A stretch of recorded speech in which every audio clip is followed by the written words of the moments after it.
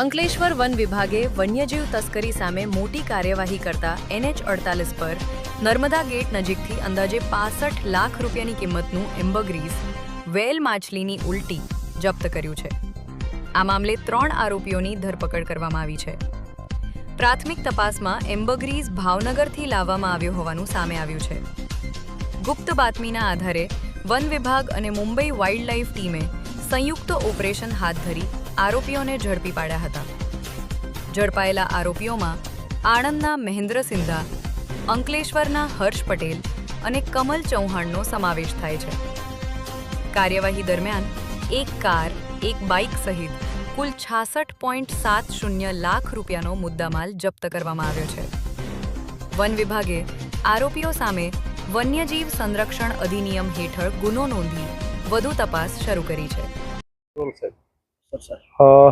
આજરોજ મહેરબાન નાયબ વન સંરક્ષક શ્રી સામાજિક વનીકરણ વિભાગ ભરૂચની સૂચના અને મહેરબાન મદદનીશ વન સંરક્ષક શ્રી ભરૂચ સામાજિક વનીકરણ વિભાગના માર્ગદર્શન હેઠળ અંકલેશ્વર રેન્જ તથા રેન્જના સ્ટાફ દ્વારા નેશનલ હાઈવે 8 નર્મદા ગેટ પાસે જે આરોપીઓ કમલેશ કુમાર નટવરલાલ ચૌહાણ, પટેલ હર્ષકુમાર ચંદ્રકાંત સિંધા, મહેન્દ્રભાઈ રમેશભાઈ દ્વારા વેલ માછલીની વોમેટનો વેપાર કરવા માટે, ધંધો કરવા માટે એ લોકો આવતા બાતમીના આધારે જે અમારી ઇન્ટેલિજન્સ બ્યુરો ટીમ સાથે એમને જે રેડ કરેલ અને એ મુદ્દામાલ સહિત 2 વ્હીકલ અને વેલ માછલીની વોમેટ કબજે કરી આગળની તપાસ કરવામાં આવેલ છે।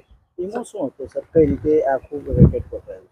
એમાં આખું રેકેટ એવું હતું કે અમારી ઇન્ટેલિજન્સ બ્યુરો ટીમ છે એ આખું એનું સર્વેલન્સ પર ચાલતા હોય છે અને આ લોકોના બધા